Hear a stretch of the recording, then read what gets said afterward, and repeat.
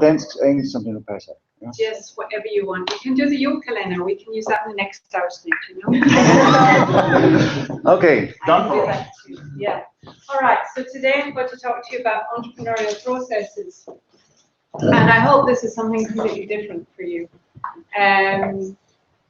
My name is Sarah Robinson. I'm doing research in entrepreneurship education at the university, which means I look at how entrepreneurship is being taught. It's mostly being taught in the business school, but not just in the business school. And the research that we've done there looks at how can you teach students to become entrepreneurs? Can they learn it? Do they have to be born into entrepreneurs? Well, we've wiped that one off the slate. And we've said, yes, we can teach students to become entrepreneurs. We can actually teach students to be entrepreneurs, but can they learn to be entrepreneurs? Now, if you know about teaching and learning, you know that's two different things, right? So can I teach you to be an entrepreneur? Maybe. But can you learn to be an entrepreneur? Probably. And you probably don't need me to teach you to do it. Some of you will come here with entrepreneurial traits, and I would guess that out of how many people's in the room, 32 people in the room, that 31 of them, 30 of them are probably potential entrepreneurs. The other two just quite happy with being employed, have a job, have a career, just come home, see the family, make the food, whatever you want to do in your spare time. But there are other people who've got this drive in them to do other things, to be creative. And those are the people that I would say have an entrepreneurial potential. And maybe I might be wrong about this room, because there might be 32 entrepreneurs sitting in here. Okay, so, why is my computer not? Is that because of the people that are participating in this education, or is it because of engineering number in the entire population? Percentage?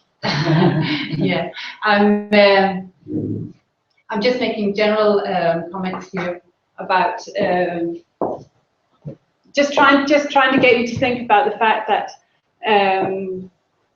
you think that entrepreneurs are other people usually, right?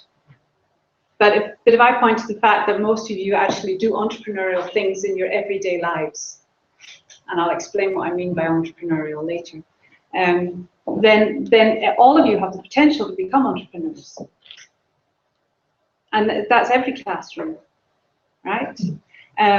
Some of your educations will have pushed you into certain kinds of thinking that take you away from that creative way of thinking. But not everybody's. I mean, just because you're a maths teacher doesn't mean to say that you don't think creatively. But I would say maths logic, the causation logic of going through a problem step by step and getting to a solution is something that we teach our children in schools. And that's one of my big problems with the education system as it is today. Is that it pushes children and learners in a particular direction because that is the right direction. It doesn't allow for different ways of learning, different ways of moving through learning. Okay, so I am going to tell you a little bit about what's going to happen today. First of all, you're going to tell me, or you're going to tell each other where you're at right now. Now, I know yesterday you debriefed with Klaus, and that probably at the end of the day you had a pretty sort of rough idea of what you want to work with. I know that once you've slept on something, things gel, and your mind kind of works during the night, even though you're not conscious of it, and then you might wake up, and you might have woken up this morning being much clearer, much more precise about what it is you want to do. You might also have thought, whoa, that's a really bad idea now.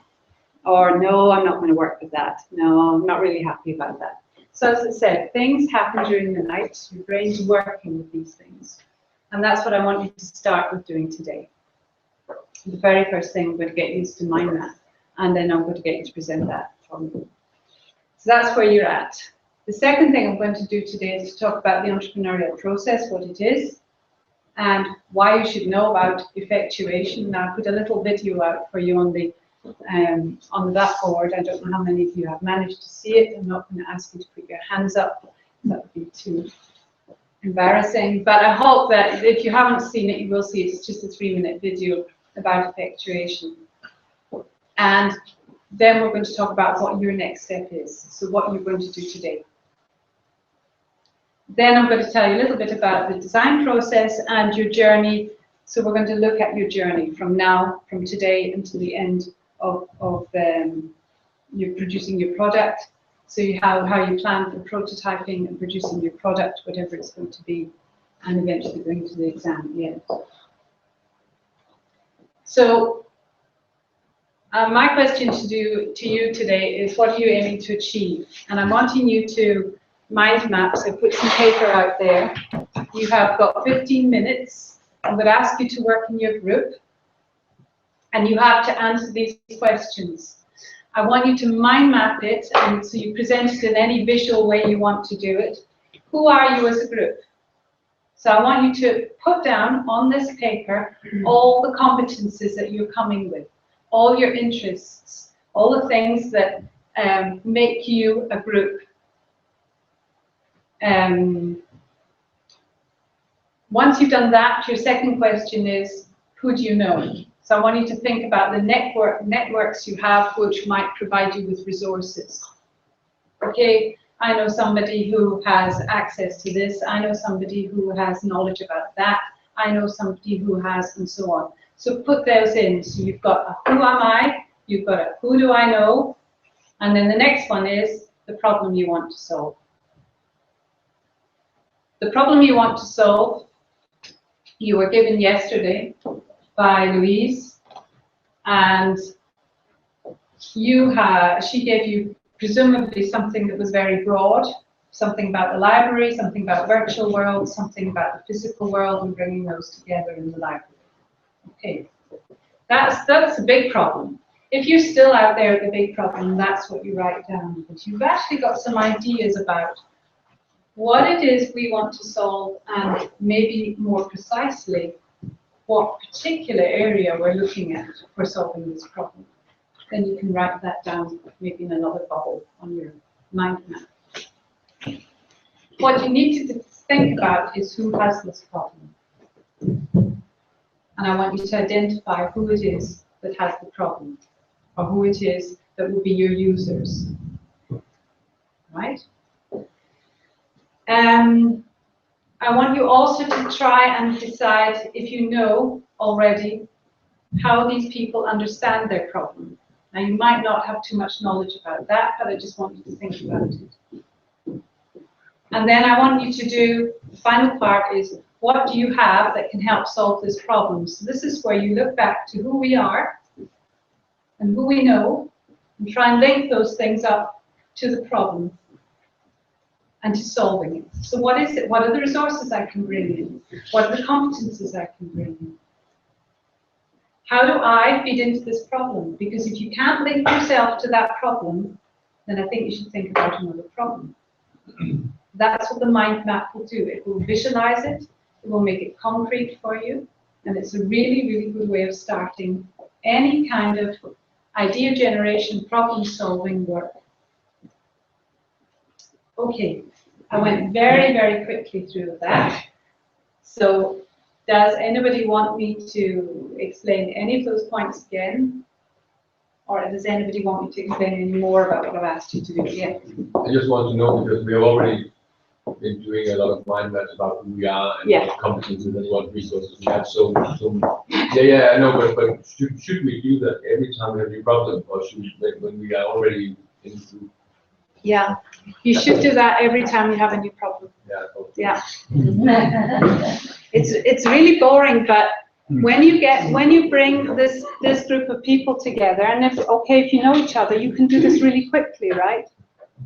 Yeah. But as soon as somebody new comes into this group or a new problem appears, then you might start thinking, hey, I've got some resources I didn't even write down there.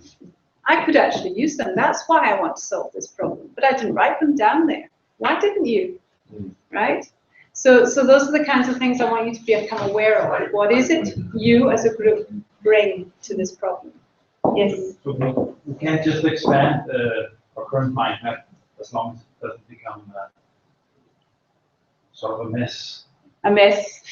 What I want you to do is visualize it for me, right? And did you do one yesterday? No. We didn't do No. See, this is important. Every time you get a problem, you make a new mind map.